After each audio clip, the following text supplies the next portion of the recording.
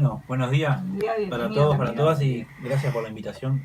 Tremendo gusto estar acá, Bárbaro, entre bárbaro. amigos y compañeros, sobre todo. Sobre todo, Compañeros de camino, Es verdad. con un eh, Camilo muy joven cuando lo conocimos y sí, ya papá, con niños grandes. sí, sí, sí, Así que sí, bueno, continuamos recorriendo caminos, claro que Camilo. sí, claro que sí. Camilo, desarrollanos un poco para nosotros y para la barra, las barras, como dice Blanquita, que nos escuchan. Sí, porque tenemos la barra de la escuela, la barra del Olimpio de Grano, la Varias, barra del varias. sindicato, la barra del barrio, Las de todas Las barras, afuera, está las de bien, las adentro. barras. unidas en el Frente Amplio. No, danos primero que nada los objetivos, cuáles son las metas y los objetivos del plan juntos, y después hablamos de cómo vienen marchando esos objetivos. El plan juntos, ahora cuando hacías vos la introducción me venía esta idea de que surge como un desvelo de Pepe, ¿no? De Pepe cuando es Sí, presidente. sí, Eso es una constatación, es cierto. Un desvelo de él y de otro montón de compañeras y compañeras del frente, pero un desvelo de Pepe, incluso en los primeros momentos funcionó gracias a los aportes del mismo Pepe, directamente a través de su salario, pero también indirectamente a través de un montón de gente que colaboraba, porque era el plan de Pepe.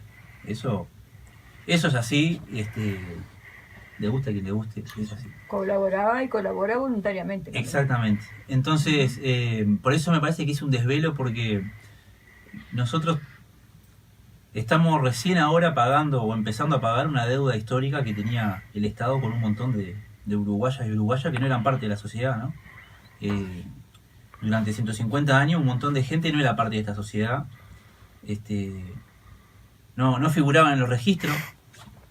Recordemos que cuando el Frente llegó al gobierno había gente, miles y miles, que no tenían cédula y que ni siquiera figuraban en los registros más básicos Claro, sí, sí. de la sociedad. Ni que hablar de la cantidad de gurises que caminaban descalzos entre el barro, este, pasando hambre, las madres viendo cómo solucionaban el tema de la comida, el tema de la vestimenta.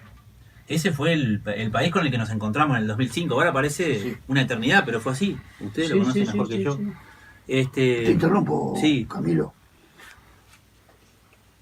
Nosotros hemos constatado que cuando ganamos el primer gobierno de Tabaré, era impresionante, te sentabas en un bar, te sentabas en una plaza, un niño atrás de otro y otra niña y otro Sí, niño con una estampita pidiendo. o pidiendo. Eso desapareció. totalmente. Peajes en las esquinas, niños chiquitos como tus hijos. Eso efectivamente desapareció. Sí. Hoy esos niños comen en la escuela, en su casa, no están más mendigando. Eso es un hecho constatable por cualquier ciudadano. De hecho, más a mediados de los 90, pleno gobierno De la calle. de la calle grande, Sí. y mientras que eso sucedía, el chico andaba en sus juergas, ¿no? Sí, sí.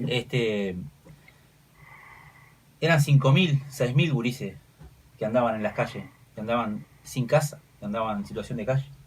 Hoy no tenemos uno solo. El último censo que hizo el INAU ahora Sí, arrojó sí. este año ni un solo gurí en la calle. Sí, sí. Eh, entonces estas cosas son parte también de lo que es el plan junto, y de lo que es ese desvelo que tenía Pepe cuando pone este tema arriba de la mesa.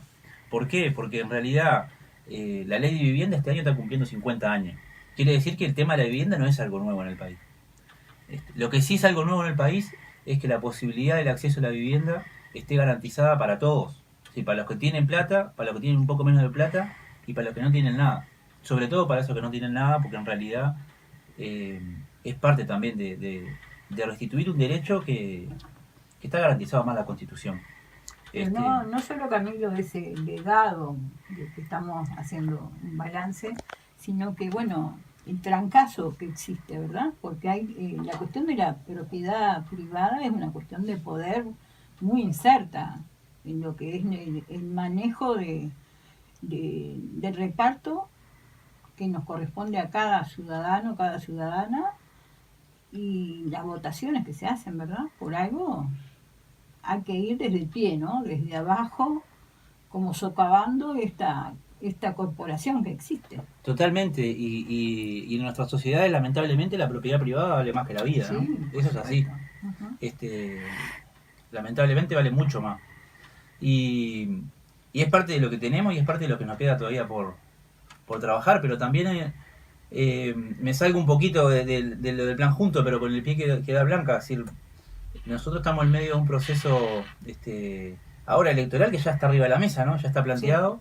Y también en ese sentido a veces no nos terminamos de dar cuenta que el voto vale uno el voto del grado 5 de la facultad y vale uno el voto al que todavía no le llegamos con una casa. Y eso implica también trabajar con mucha humildad, ¿no? Porque en realidad el mensaje de transformación y el mensaje de cambio que nosotros podemos llevarle precisa llegarle a todos.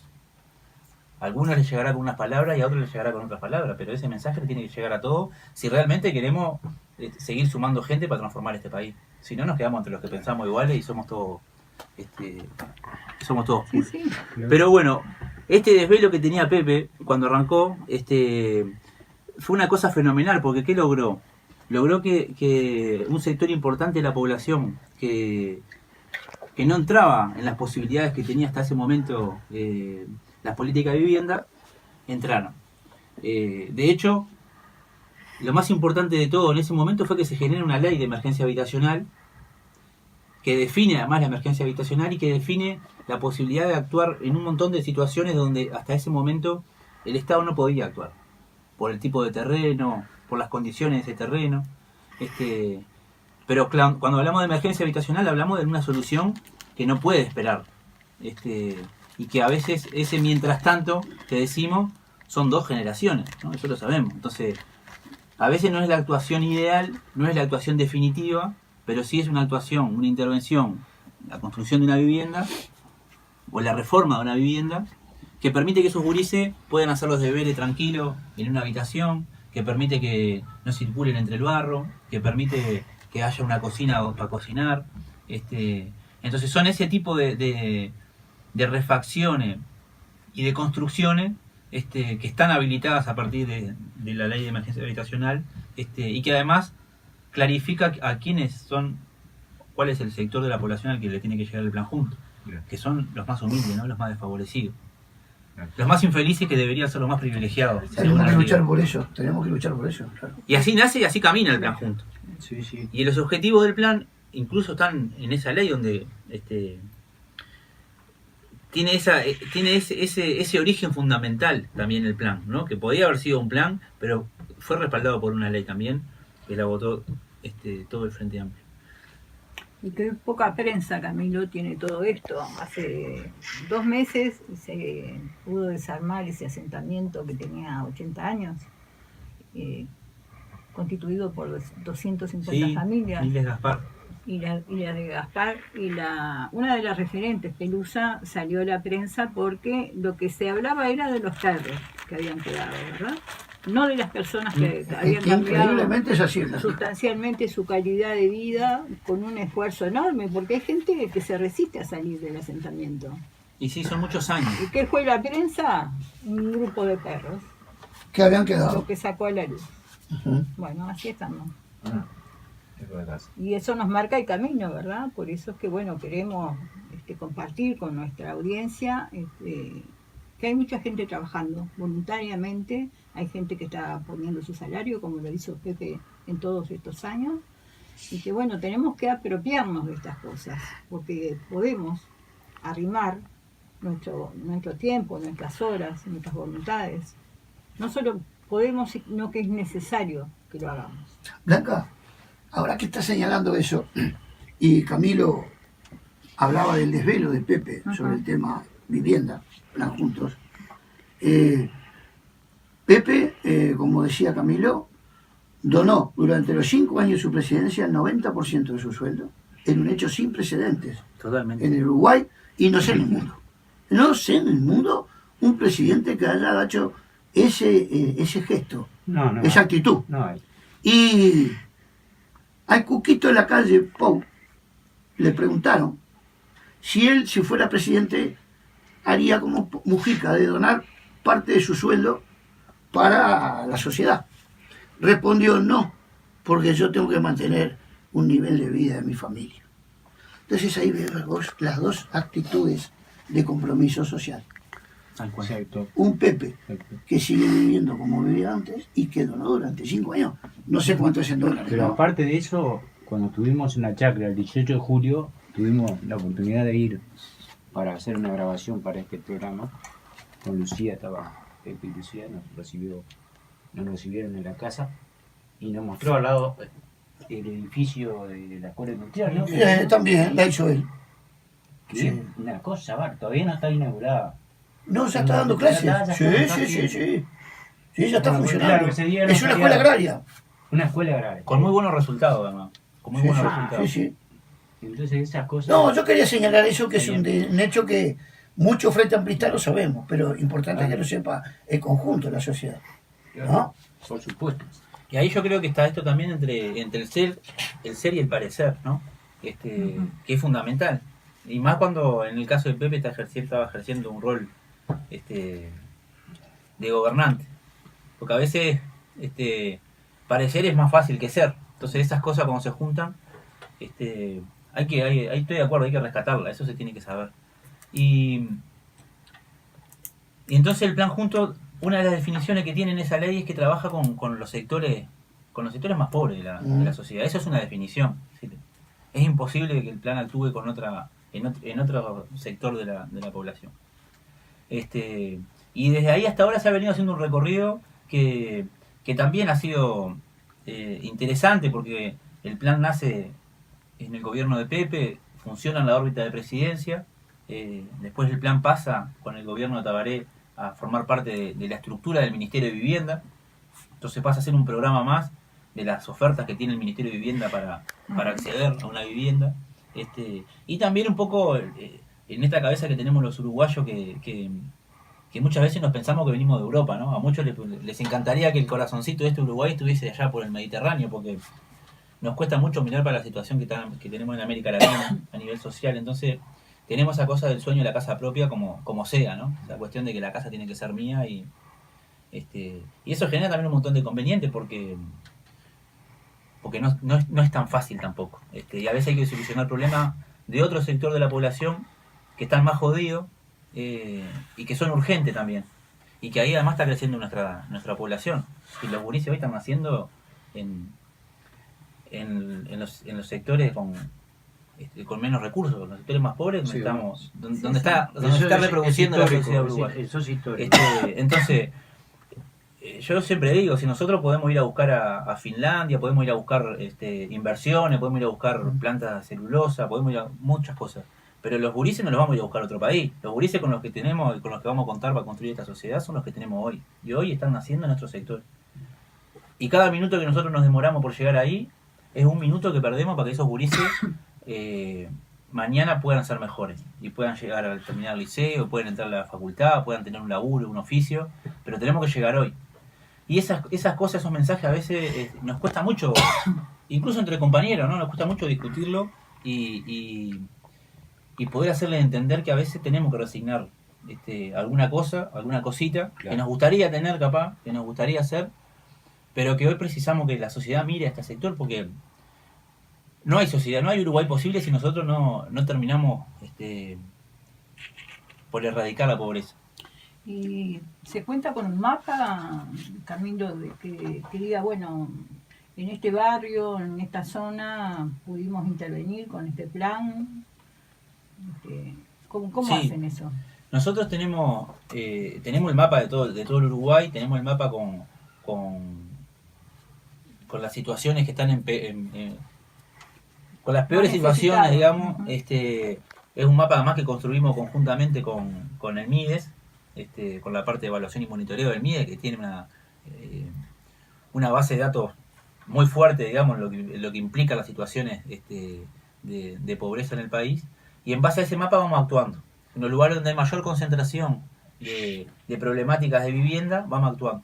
Pero no solamente actuamos en términos de la vivienda. O sea, la vivienda es una parte del proceso.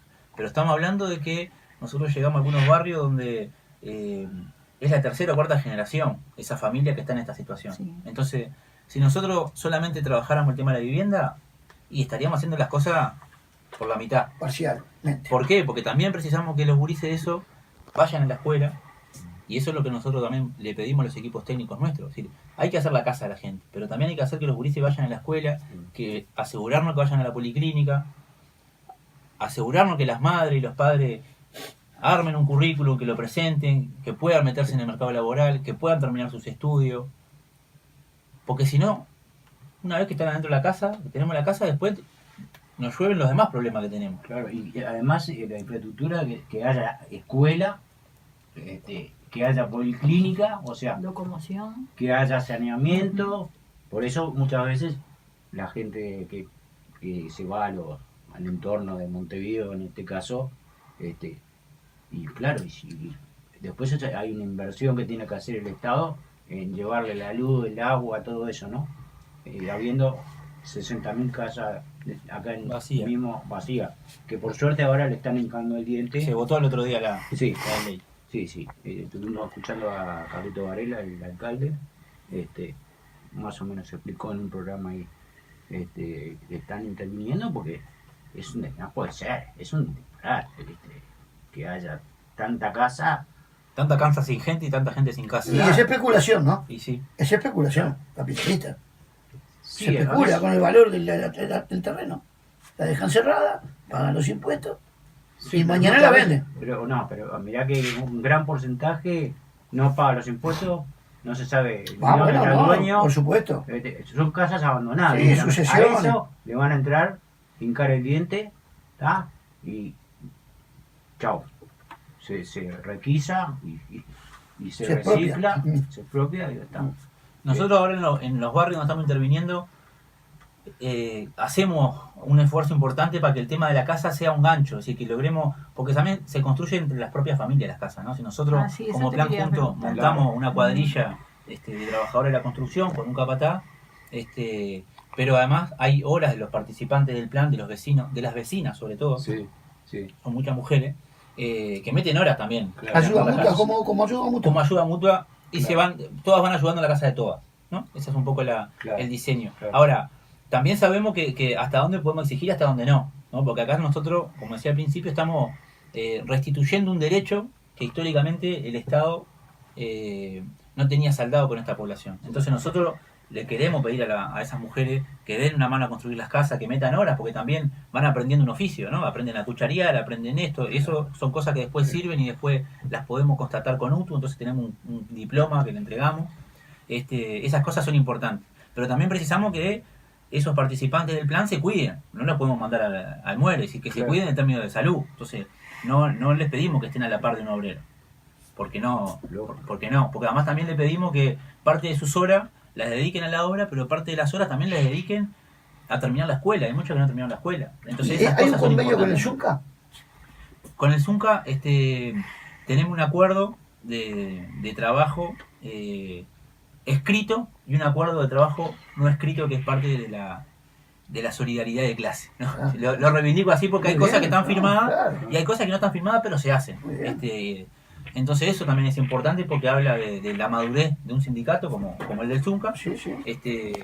Y en esas cosas, las que están escritas, nosotros venimos trabajando muy fuerte con ello, con lo que son los fondos sociales para la construcción. Es un acuerdo que tiene el Zunca, producto de lucha y de negociación en los distintos consejos de salario, en los acuerdos que ha tenido con las patronales, donde se destina un porcentaje de su salario y todos los trabajadores de la construcción a el desarrollo de fondos sociales, que los fondos sociales son contratación de profesores, de maestros, de un montón de actividades deportivas, culturales, para instalar en los barrios, ¿no? Entonces, en los barrios donde hay trabajadores de la construcción que presentan sus recibos de sueldo, ¿no? Un tema que tienen ahí dentro del sindicato, se instalan esos talleres deportivos, culturales.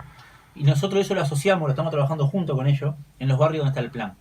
Entonces, ¿qué sucede? En los barrios donde está el plan hay trabajadores de la construcción, que son los que tienen el plan, y en el vínculo que tenemos con el Zunca hoy, desarrollamos estos talleres y son cosas, si ustedes en algún momento se dan una vuelta, clase de taekwondo en Valleverre, Ruta 5 y Eso te gusta a vos y a tu hermano. Pero no sabés lo que son. 50, 60, 80 gurises con sus uniformes, todo, van, Mirá, recorren. qué bueno, qué bueno. Clases de carpintería.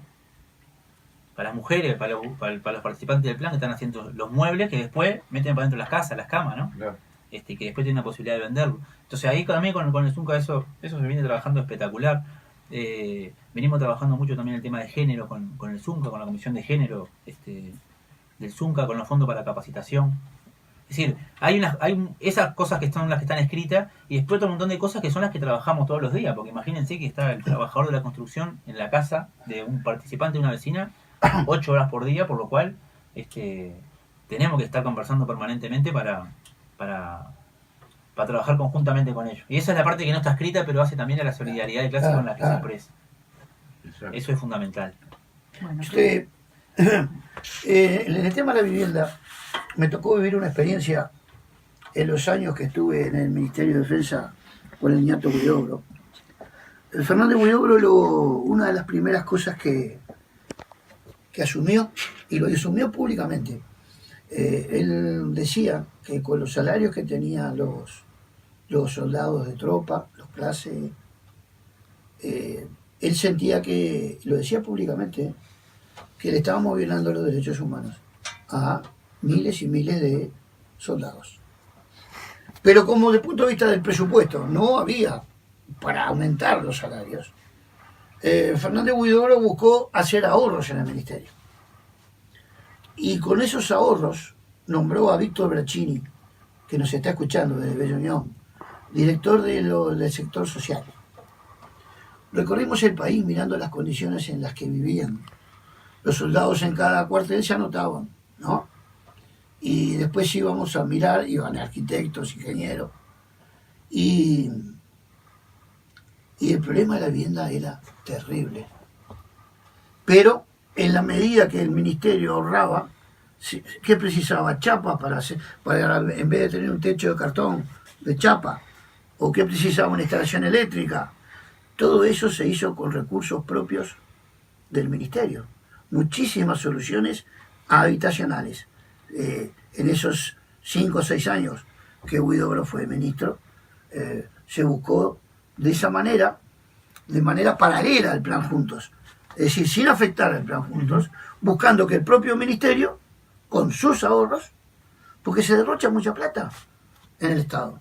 Se derrocha mucha plata. Y bueno, lo que hizo él fue eso.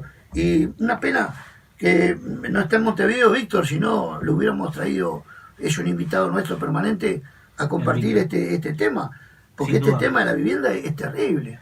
Y es que esto que vos decías, Petizo, es tal cual, porque en realidad a veces cuando uno hace el corte de dónde están los problemas de vivienda, los pone como en un sector de la sociedad, pero no se visualiza esto, la cantidad de soldados que tienen este problema porque viven en esas condiciones, son parte de esa población. Claro, claro. Entonces a veces se hacen cortes transversales ahí tabla rasa y son bastante engañosos, porque incluso nosotros cuando vamos a los asentamientos a trabajar nos encontramos con mucha población que son de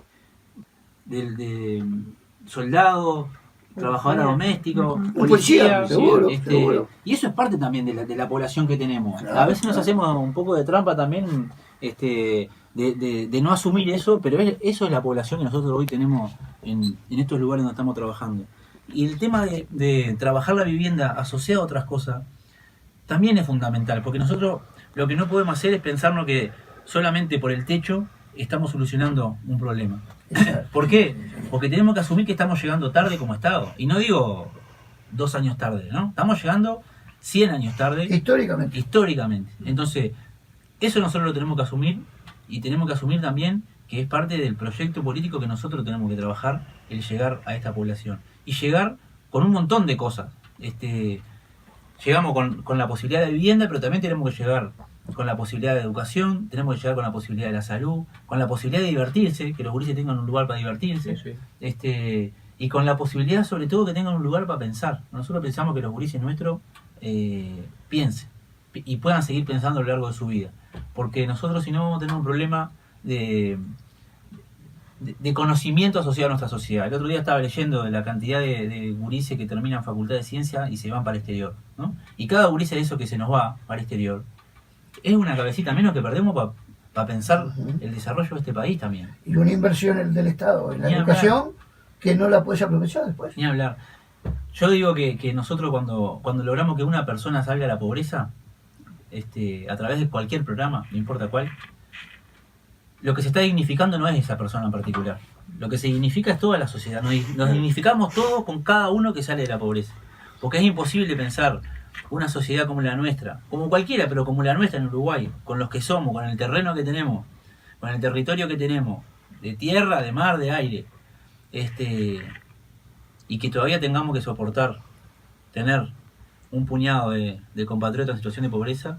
Con cada uno que sale de la pobreza nos dignificamos todos como sociedad. Blanca, este punto que Camilo está señalando, cuando te vamos a contar un hecho, Camilo, cuando estuvimos en la chacra de Pepe, en julio, ¿no? 18 de julio, feriado, llovía torrencialmente. Sí.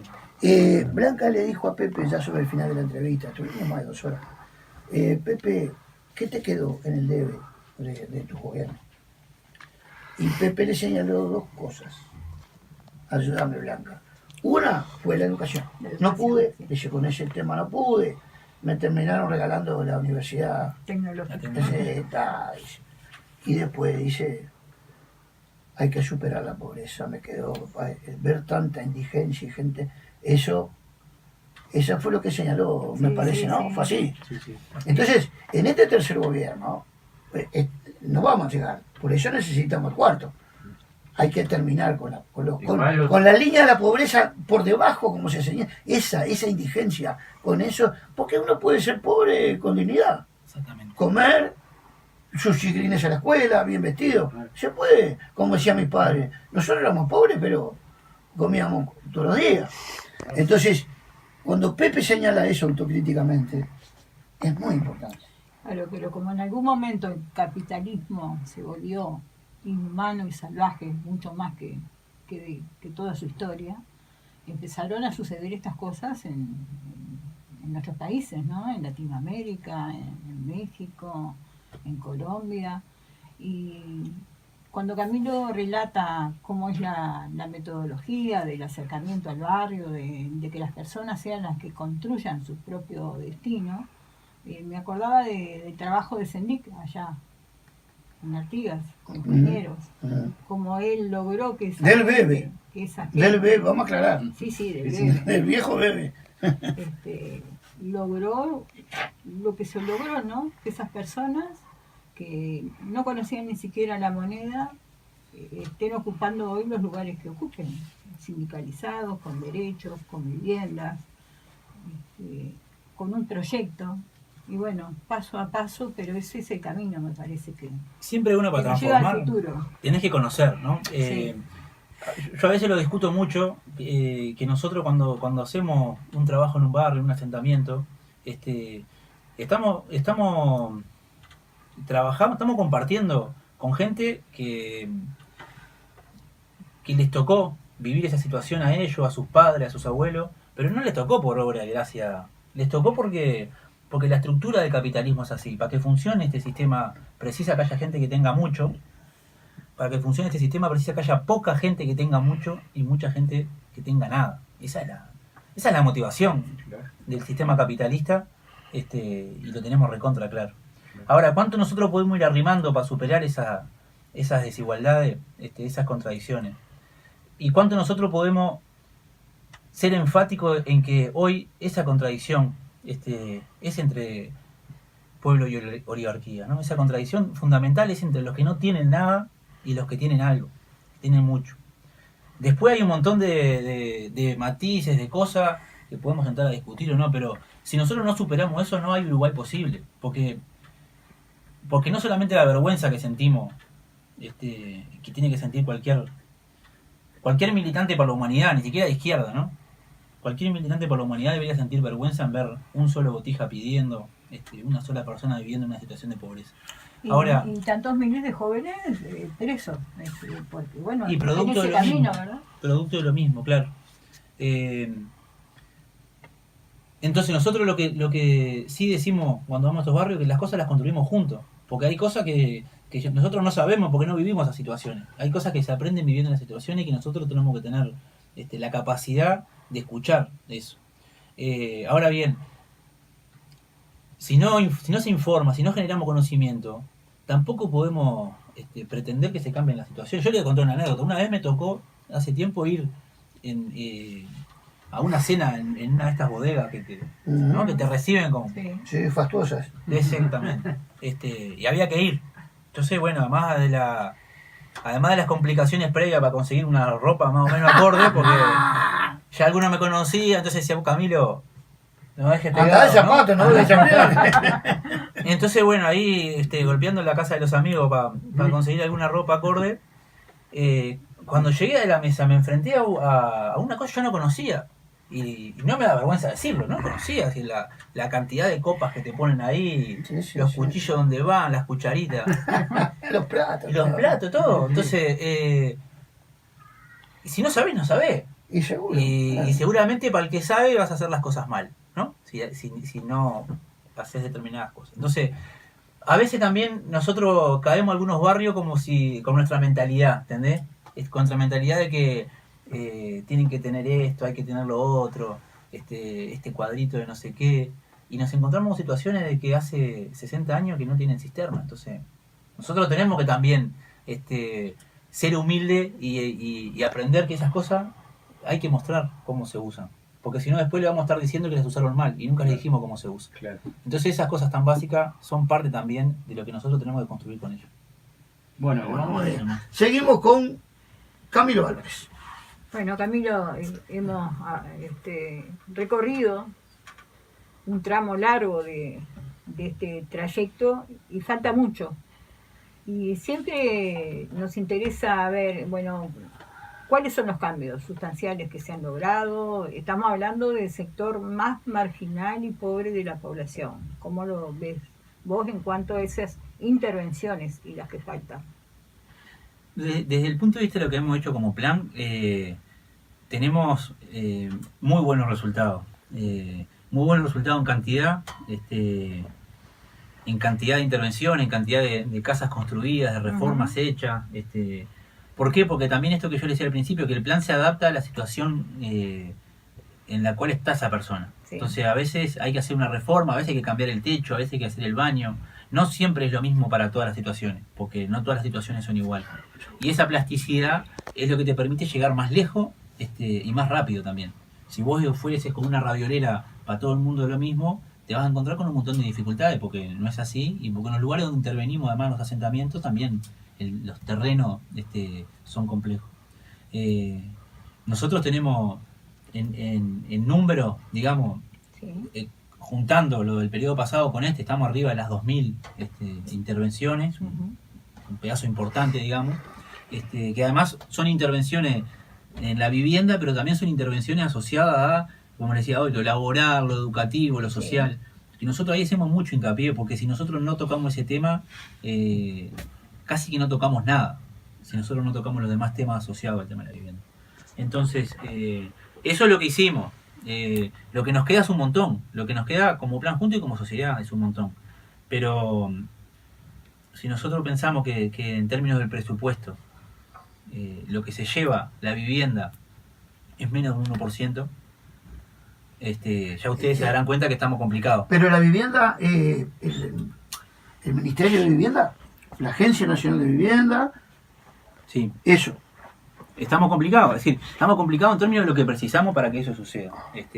Si nosotros pensamos que la educación hoy el planteo que hay es el 6 más 1%, sí. Y esto no es en desmedro de otras áreas, ¿no? Es decir, esto no es me tapo el cuello y me destapo los pies.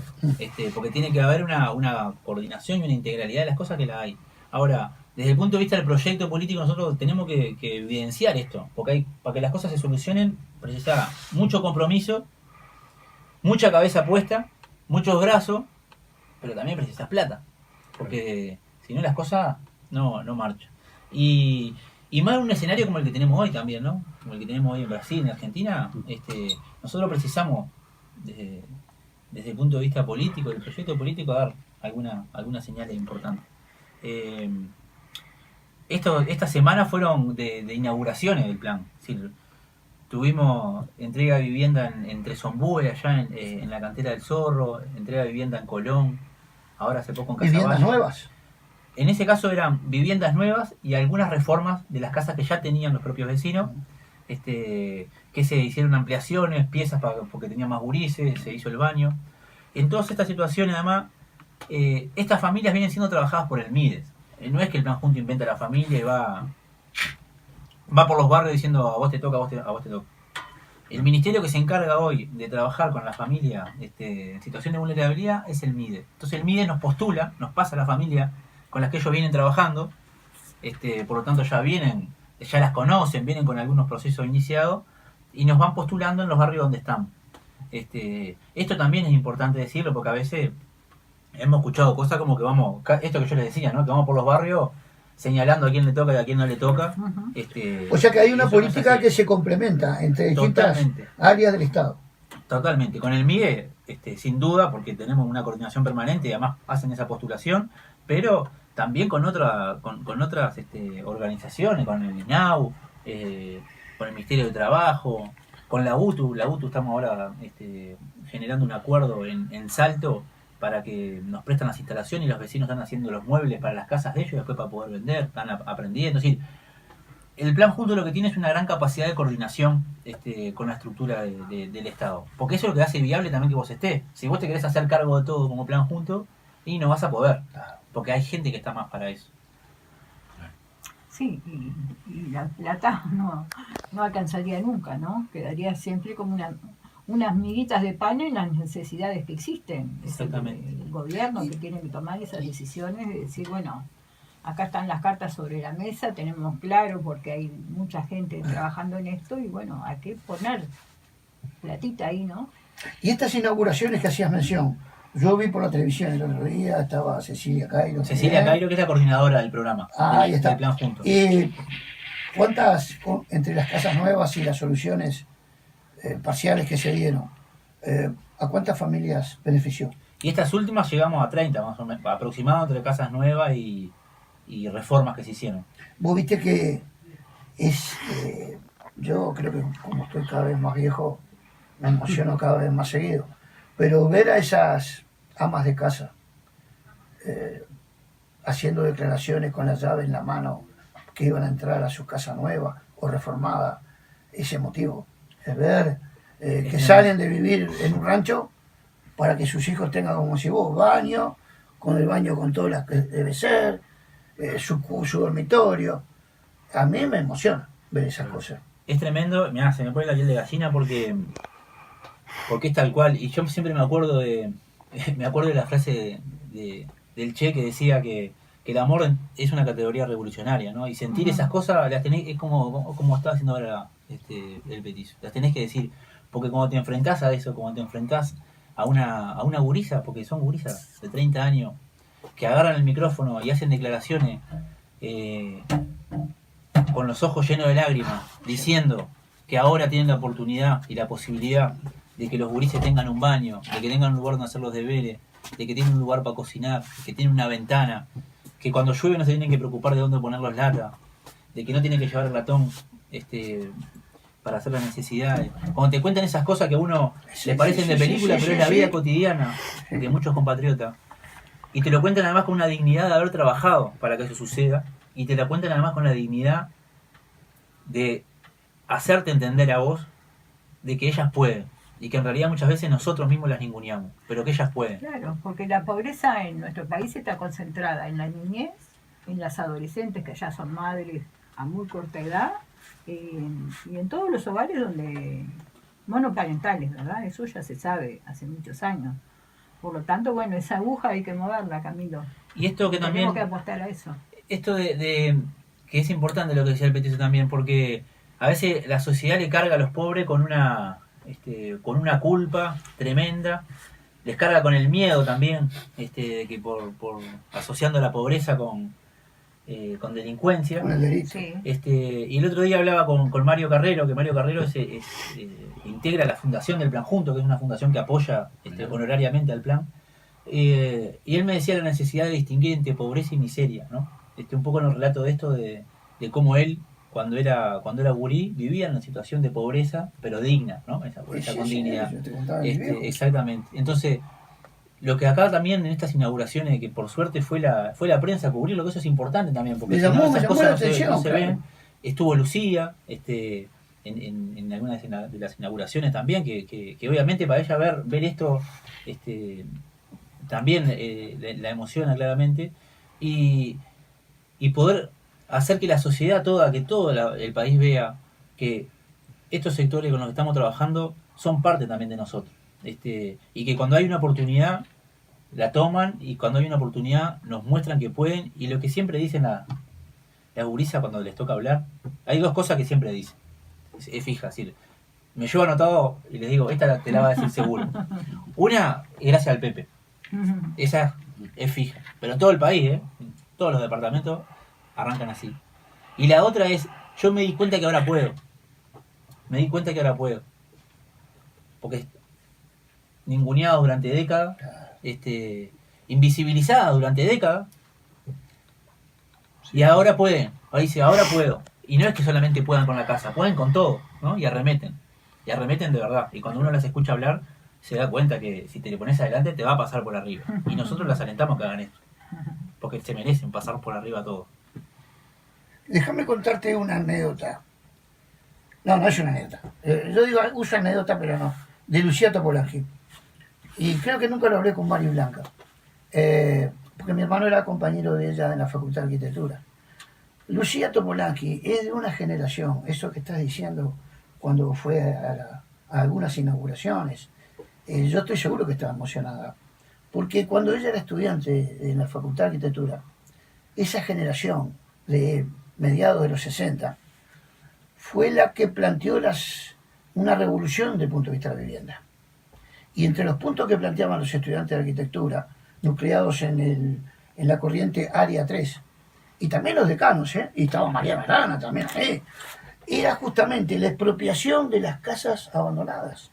Ya en aquella época, de mediados del 60, se proponía, en el plan de gobierno, el tema de la vivienda estaba basado en las propuestas de los estudiantes de la Facultad de Arquitectura, de la cual Lucía era una estudiante más que militaba gremialmente, ¿no? Así que me imagino que hoy, con 70 años, ver que se comienzan a cristalizar parte de esas reformas, ¿no? Diríamos, pero reformas desde el punto de vista positivo. Y sí, y fundamentales también, porque es la única posibilidad que tienen hoy estas familias de acceder a una solución habitacional, donde ellas son parte además, y que es verdad en esta discusión de que capaz que no es lo ideal, pero sí es lo que hoy tienen esa familia para vivir mejor. Y yo quería como asociar también todo esto a un tema que está sobre la mesa, que no me convoca directamente del plan junto, pero sé que ustedes lo van a entender, con el tema de las candidaturas hoy a nivel del frente. Yo creo que lo fundamental en cualquiera de los compañeros y las compañeras que quieran ponerse al hombro esta tarea, este tema que tiene que estar sobre la mesa. El tema de terminar con la pobreza, el tema de terminar con la emergencia habitacional que tenemos, tiene que ser parte fundamental. Coincidimos, ¿no? Porque Sí, en un cuarto gobierno eso no puede ser un tema menor, ni un tema de los que no se frecuentan, digamos. Porque no lo merecemos nosotros como uruguayos y uruguayas, no lo merecen tampoco los compañeros y las compañeras del frente que dieron más que su vida, ¿no? Dieron más que su vida para que este sector de la población que ha sido históricamente postergado no solamente tenga un lugar, sino que sea parte.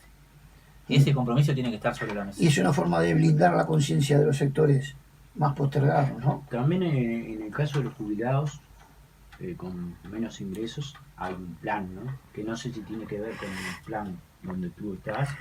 Que se va a Dos por tres lo vemos, Ujú. la información de entrega de casas a A jubilados, Jubilado, sí. que luego que dejan la casa por razones de etarias, otros jubilados van a ocupar esa casa, ¿no? Son se reciclan, Sí, que es muy bueno eso, y eso ayuda a mucha gente. sí. Y incluso más, en esas entregas que se han jubilado, en un momento yo había planteado la locura de que esas casas, de esos apartamentos, que en general son edificios además, que puedan destinarse algunos, si se entregan 8, que se destinen 2, a gurises que vienen a estudiar del interior, ¿no? ¿Por qué? Porque también es una forma para los veteranos y las veteranas que viven ahí de tener algún gurí con quien hablar, con quien compartir, que le haga un mandado, que sepa cómo está. Pero son cosas también de las que se han ido avanzando un montón, que muchas veces no tienen la prensa y la propaganda necesaria, claro. pero que suceden, ¿no? Y también ahí es tarea nuestra hacer que eso que se visibilice, que eso es algo que está sucediendo. Camilo, nos quedan pocos minutos. Te vamos a decir algo que generalmente no se lo decimos a los invitados. Se lo decimos al final. El equipo de producción de Desde el Pie tiene un servicio de inteligencia. Casi de espionaje, te diría, ¿no? Sí. Entonces, que nunca falte. Te vamos a... Que nunca falte. Queremos que nos cuentes lo siguiente. ¿Cómo te sentiste vos hace unos años atrás disfrazado del Quijote de la Mancha? En movimiento, en una bicicleta en medio de una feria. A ver, contanos cómo fue esa experiencia. Todo lo que uno es capaz de hacer por llegar a ser edile. Es tremendo. ¿Cómo fue? Es tremendo, pero básicamente... A los oyentes. Sí, básicamente fue así la historia. Nosotros teníamos el Quijote y Sancho como símbolo, ¿no? Como bandera. Bueno, pesado, de la Quijotada y de la libertad. De lo que implicaba todo eso que estábamos haciendo, que algún día va a haber que escribir la historia de eso. Entonces en la campaña electoral de las departamentales, yo estaba como candidato a edil y a algún puñado de compañeros se le ocurrió, no vamos a dar nombre, que el servicio de producción lo tiene todo eso. que era buena cosa que apareciera el Quijote de verdad. Y yo creo que las cosas se hacen en barra, ¿no? Y los colectivos son los que sustentan cualquier transformación, por más utópica que sea. Entonces, cuando eso está presente y es para darle para adelante, no correspondía decir otra cosa que ¿dónde está el traje? Allá llegó una noche de producción entre polifón y pintura.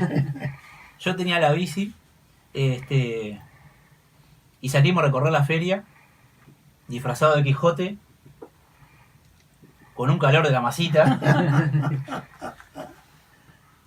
repartiendo volante y conversando con la gente. Fue notable. Se me rompió la bici uno de esos días, y la terminé haciendo en ómnibus.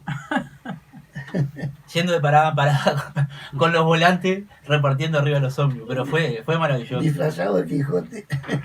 Fue maravilloso. Bueno, fue una experiencia.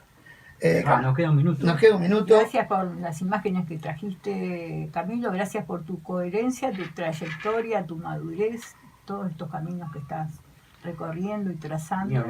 Y nos seguiremos encontrando. Siempre. Un ejemplo de militancia. Siempre vamos por más, Camilo. De los jóvenes, que sobre todo es lo que precisamos. Roberto, ¿qué vamos a decir el sábado que viene? Bueno, vamos a adelantar.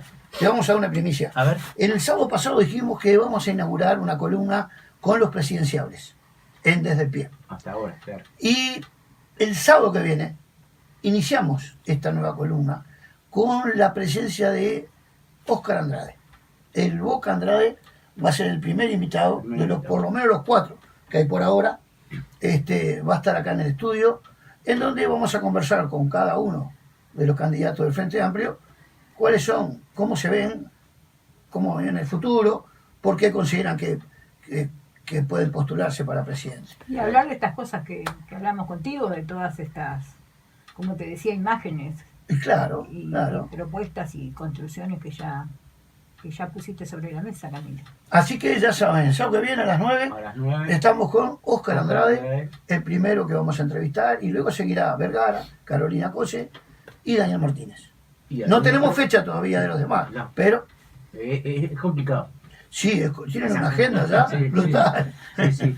Bueno, vamos a despedirnos porque estamos ahí en el borde. Muchas gracias, Camilo. Yo agradecerles a ustedes y siempre... Nos queda un minuto, dale, Camilo. No, agradecerles por la invitación, por la posibilidad también de difundir un montón de cosas importantes que se están haciendo y también decirle a los oyentes, digamos, que lo están escuchando por distintas modalidades, por la radio, por internet, que uno tiene que sentirse parte no solamente de la sociedad, sino de la historia, ¿no? Y eso, sentirse parte de la sociedad y la historia implica humildad. Y en esto de lo que uno puede ser también, en todo caso lo es porque llegó hasta esta parte, hasta esta parte de la historia en hombros de gigantes. Y eso no lo tiene que perder de vista nunca. Y cuando digo esto me refiero no solamente al Pepe, al Niato, sino a un montón de compañeros que hicieron posible que uno tenga las intencionalidades que tiene, los compromisos Claro que que tiene, pero sobre todo la humildad. Yo creo que uno de los problemas que tiene la generación nuestra como jóvenes es que conocemos poco de la derrota. Y cuando uno conoce poco de derrota, le cuesta juntarse con otro, le cuesta levantarse, y por lo tanto le cuesta saber que para cambiar la sociedad se precisa de muchos.